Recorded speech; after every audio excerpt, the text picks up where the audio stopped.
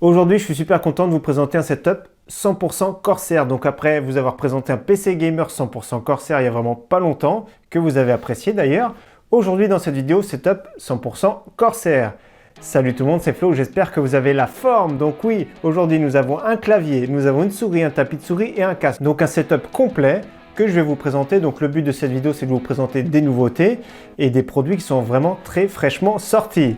Donc à ma disposition, un super clavier TKL, vous allez voir qui est vraiment magnifique. Donc je dis ça, mais je ne l'ai toujours pas déballé. Donc ce sera bien sûr la conclusion. Donc je vais me laisser quelques jours pour le tester et vous donner après mon ressenti. Donc premièrement, je vais commencer par vous parler du casque. C'est le HS60 Haptic, donc qui promet des bases vraiment assez profondes, qui est sorti vraiment il n'y a pas très longtemps à 129 €. Donc le HS60, on le connaît déjà. Là, vous avez vu déjà rien qu'à l'emballage, c'est un look militaire. Donc il n'y a qu'un seul coloris de disponible.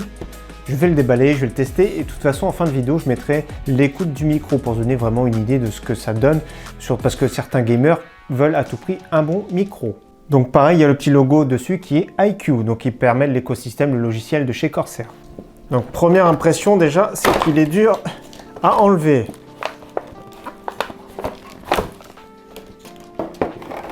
Donc voilà pour ce casque, donc il a un look particulier, donc il a un look militaire. On aime ou on n'aime pas. Moi je trouve qu'il est déjà c'est correct, je ne suis pas fan spécialement, mais ça reste vraiment pas mal. J'aime bien la finition sur le dessus, la finition un petit peu sur piqûre, ça je trouve vraiment très bien. J'aime bien également les coussinets qui ont l'air vraiment d'être très souples. Franchement, pas mal du tout. La souplesse, son poids, ça a l'air d'être assez conséquent. Je crois que c'est 420 grammes et on le ressent quand même. Il y a deux boutons de réglage ici, donc je vous en parlerai plutôt en fin de vidéo. Donc réglage sous l'oreillette gauche et pour le volume ici sous l'oreillette droit. Donc comme on voit tout de suite, c'est un casque qui est en USB, c'est-à-dire que si la carte son est intégrée directement au casque. Donc c'est toujours bien. Si vous avez une carte son de mauvaise qualité, c'est vraiment le top. Donc voilà au niveau des réglages, vraiment très simple. Comme d'habitude, c'est du grand classique. Donc si vous avez une grosse tête, regardez, il n'y a vraiment pas de problème. Personnellement, moi j'ai une petite tête, donc je vais mettre au minimum.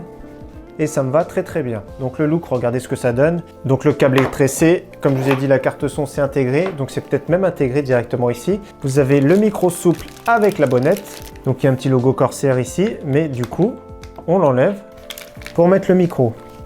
Donc micro, que je mettrai la bonnette, que je testerai bien sûr, je vais prendre le temps de tester. Donc ensuite, nouveauté souris, c'est la Sabre RGB Pro. La Sabre RGB existe déjà, là c'est une version beaucoup plus légère, version Pro, meilleur capteur optique bien sûr, 18 000 dpi, et également beaucoup plus légère, 74 grammes, je crois que la version originale c'était dans les 100 grammes. Et ce qui est bien, c'est qu'elle intègre la technologie Corsair Axon, c'est-à-dire c'est l'USB très rapide, 4000 Hz, 0,5 millisecondes. Donc je vais la déballer, toujours pareil, il y a tout ce qui est manuel dedans. Donc tout de suite, ce qu'on constate, premièrement, c'est le câble qui est vraiment souple. Hein. C'est une souris qui est moderne. Donc je vous montre le câble comme vous voyez. C'est vraiment super souple, ça c'est vraiment bien. Ça fait presque les sensations d'une souris sans fil. J'ai l'impression qu'elle a de sabre que le nom parce que ça ressemble pas du tout à la souris sabre initiale. Donc je vais retirer le plastique. 4 petits patins ici. Moi personnellement, je préfère quand il y a 2 larges patins, mais franchement 4 c'est vraiment bien. Donc il faut voir la glisse, mais ça a l'air d'être pas mal. Capteur DPI, je ne l'ai pas du tout, il faudra que je regarde la fiche technique directement.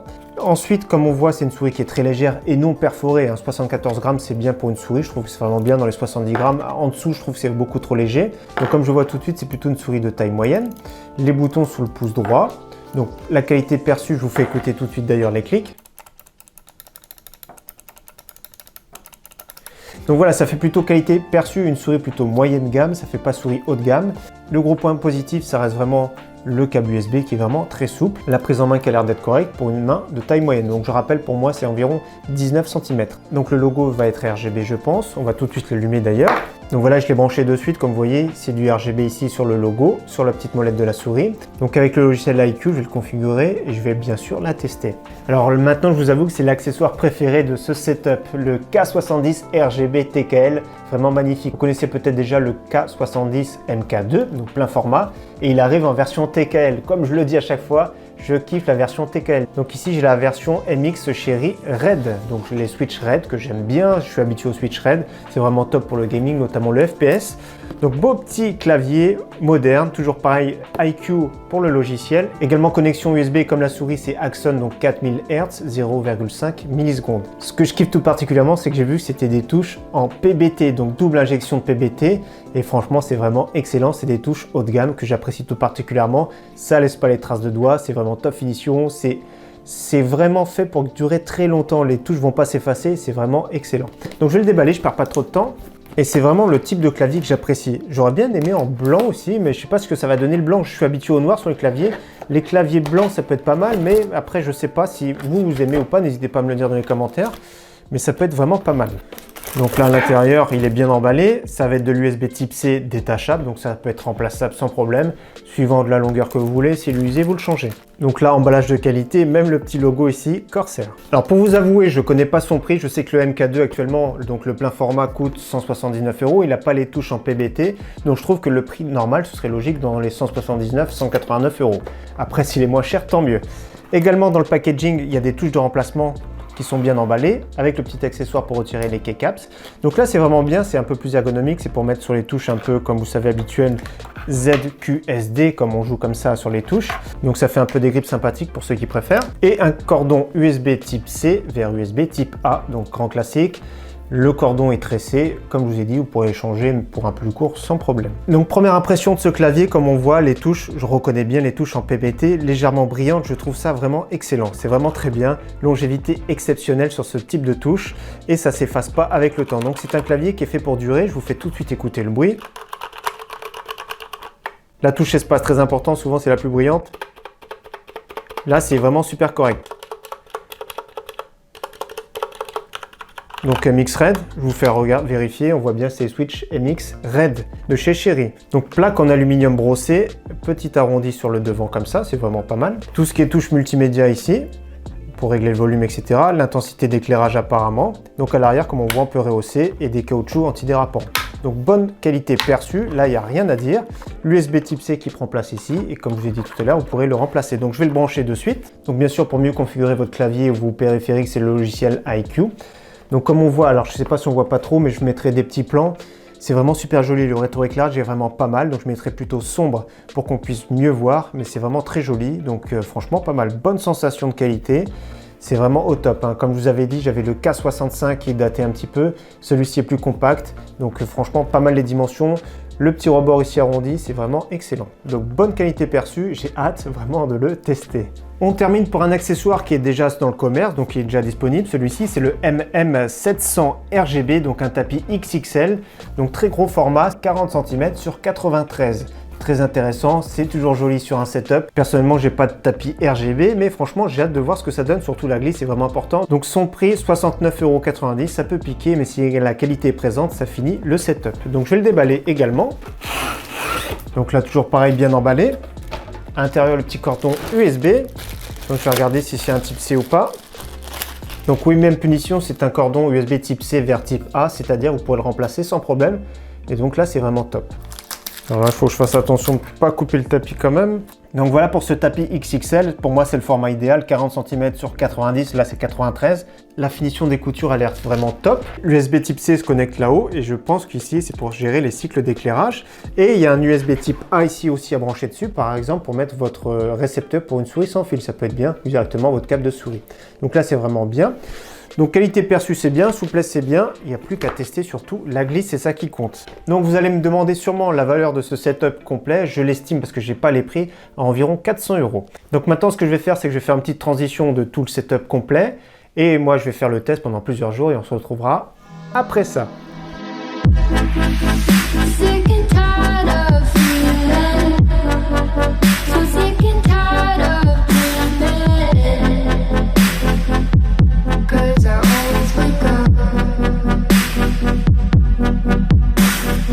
Alors me voilà après plusieurs jours avec le petit HS60 haptique sur la tête, hein. Je l'ai testé, le son, tout ça, je vais vous en parler. Déjà, l'écoute du micro, je ne sais pas ce que vous en pensez.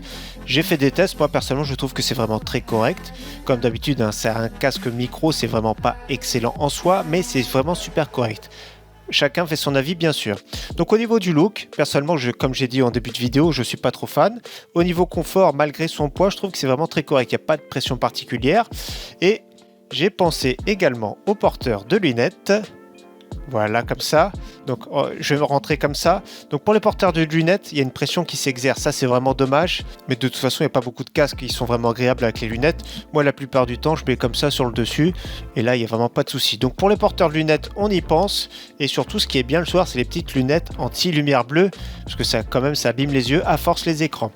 Dans tous les cas, Ce casque, personnellement, je suis pas trop fan. Après, je vais vous donner mon coup de cœur, bien sûr, mais là, pour ce casque, personnellement, je suis pas trop fan. Au niveau du son, ce qui est bien, c'est la petite molette ici sous l'oreillette. Ça, c'est vraiment top. On peut régler le volume. Ça, c'est vraiment excellent. Le deuxième molette, c'est pour régler les basses haptiques. C'est des vibrations qu'il y a dans le casque. Donc là, c'est vraiment un petit plus sur ce casque, hein, c'est vraiment pas mal du tout. Alors, si vous le mettez à fond, je trouve que c'est vraiment super désagréable, que ce soit en jeu ou en film, ça vibre et tout, c'est pas trop agréable, ça fait un peu comme vous savez dans les voitures, les boum boum. Donc ça vibre beaucoup trop. À mi-puissance, par contre, c'est vraiment bien, ça fait des légères vibrations, ça met un petit peu plus d'ambiance, on va dire, dans un film ou dans un jeu, c'est vraiment un plus. Donc pour ceux qui préfèrent, vous pouvez le désactiver, mais c'est vraiment la particularité de ce casque, c'est les vibrations internes et la carte son en USB. Au niveau du micro, bien sûr, personnellement, comme je vous ai dit, je trouve ça très correct. Le look, après, on aime ou on n'aime pas. La qualité globale, c'est quand même très bien. Donc on va y aller crescendo au niveau de mes préférences, donc du moins bien au meilleur. Donc le moins bien, c'est le casque. Ensuite, la souris. Alors la souris, je connais pas le prix, mais la finition fait plutôt entrée de gamme, milieu de gamme. Le capteur est très bon, la glisse est très bonne, la prise en main est bien, mais la finition, ça fait un peu plus plastique, on va dire. Le look est là, il est présent, je vais vous parler tout à l'heure du logiciel. Dans tous les cas, ça reste une belle souris. Moi, j'aime bien le RGB, c'est configurable. Les patins, comme je vous ai dit, je préfère deux larges patins. Dans tous les cas, ça reste une souris vraiment très correcte. Après, bien sûr, savoir le prix. Donc, pas de défaut particulier. Le câble souple, ça, c'est vraiment un gros plus, hein. Comme je vous ai dit, c'est vraiment très bien d'avoir des câbles souples. Personnellement, pour une souris filaire, je préfère largement maintenant les câbles souples comme celle-ci. Dans tous les cas, elle n'est pas mauvaise. Avoir le prix et bien sûr configurable à souhait avec le logiciel. Ensuite, qui dit souris dit tapis de souris. Alors j'aime bien le tapis de souris personnellement, j'aime bien le prix un petit peu cher certes, mais c'est configurable, c'est vraiment magnifique. Donc ce qui est bien, c'est qu'on peut le configurer directement dessus ou alors via le logiciel. Et tout synchronisé, ça c'est vraiment excellent. Le petit port USB en plus pour une souris sans fil. Là j'ai mis la souris filaire dessus. Mais franchement, la glisse est vraiment bien. Le seul désagrément, le seul point négatif de ce tapis, c'est l'odeur au déballage, mais c'est valable également pour beaucoup de tapis en caoutchouc comme celui-ci. Dans tous les cas, la glisse n'est pas super fluide. Il y a une petite accroche que je préfère d'ailleurs, donc c'est vraiment super agréable. Donc dimension au top, hein. Moi j'aime bien quand ça fait au moins 40 cm de hauteur. Le look est présent, personnellement je trouve qu'il est vraiment bien et d'ailleurs je pense que je vais le garder dans mon setup. On finit avec le K70 RGB TKL, vraiment magnifique, que j'ai ici avec moi, je m'en sers depuis le temps et franchement j'apprécie. Donc j'apprécie pourquoi? Pour plusieurs raisons d'ailleurs. La finition c'est vraiment au top, de l'aluminium, les touches en PBT comme je vous ai dit c'est fait pour durer très longtemps, on apprécie les touches multimédia, là la petite touche du volume c'est vraiment excellent, c'est vraiment très bien, donc tout est bien conçu, l'éclairage directement dessus, l'intensité de l'éclairage, pilotable via logiciel, la connexion au top avec l'USB qui se détache, après vous mettez la longueur que vous voulez, comme vous avez vu moi c'est directement branché ici. Donc la finition est présente, le rétroéclairage que j'aime tout particulièrement de chez Corsair, à l'arrière comme vous avez vu, les patins réhaussables, ça tient très bien en place sur votre tapis ou sur votre bureau. Ce que je vous ai pas montré, c'est également qu'on peut le verrouiller en mode compétition ici directement. On met en rouge, donc ça désactive le rétroéclairage et ça désactive tout ce qui est macro. Donc là, c'est mode compétition et on peut verrouiller comme ça. Et là, on sait que le clavier est en mode compétition, c'est-à-dire tous les macros désactivés. Rétroéclairage, on n'est pas distrait parce que franchement, le rétroéclairage est vraiment distrayant. Donc là, c'est un couleur rouge rosé vraiment super joli. Donc là, c'est vraiment un clavier qui est vraiment au top, que j'aime tout particulièrement. Je vous fais réécouter bien sûr le bruit.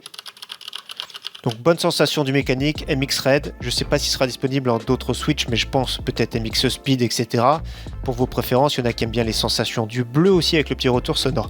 Dans tous les cas, j'aime beaucoup ce clavier, pour moi c'est vraiment un coup de cœur. Donc voilà, je vais le rebasculer en mode standard et voilà, le RGB est reparti, magnifique. Alors maintenant tout ça c'est configurable, ce qui est bien avec le pilote de chez Corsair, dernière évolution de iCUE. Donc ici comme on voit ici, tout est configurable, le K70, le HS60 haptique également pour l'égaliseur, etc. La petite souris sabre pour configurer des pays, actuellement c'est du 1200, personnellement je joue en 1200, également le RGB. Ce qui est bien, c'est également que vous pourrez tout synchroniser de la même manière. Ça, c'est vraiment top pour faire un petit uniformité. Donc ici, réglage par défaut, on va regarder par exemple vite fait le clavier. Comme vous voyez, attribution des touches matérielles, effet d'éclairage, éclairage matériel, performance, etc. Également, comme vous voyez, paramètres du périphérique, c'est les taux de transfert. Vous avez vu jusqu'à 8000 Hz, 0,125 millisecondes. Je me suis trompé en début de vidéo. Dans tous les cas, regardez luminosité, etc. C'est configurable, c'est nickel. Les effets d'éclairage, c'est pareil, c'est au choix. Donc après, c'est à vous de voir ce que vous aimez. Donc voilà, tout est possible avec ce logiciel. On passe tout de suite au casque, égaliseur. Donc moi j'ai mis un égaliseur normal. Donc le son est de qualité correcte, hein, c'est vraiment plutôt moyen. C'est pas excellent en soi, mais il y a possibilité de peaufiner tout ça. Donc également volume de micro, bruit de fond, etc. C'est toujours possible. La petite souris, possibilité de les DPI bien sûr comme d'habitude, réglage par défaut, etc. Calibrage de surface, paramétrage ici directement 8000 Hz que j'avais mis, luminosité, etc. Donc tout est possible, effet d'éclairage. Et au niveau du tapis, bien sûr, les effets d'éclairage aussi configurables. Donc ça, c'est chacun fait comme il veut.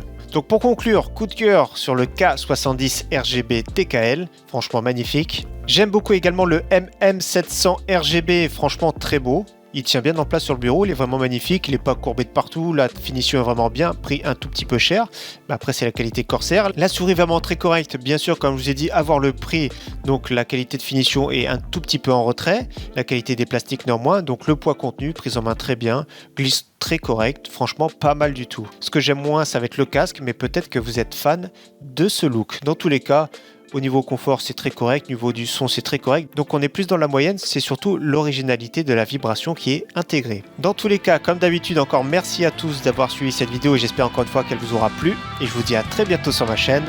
Ciao, bye!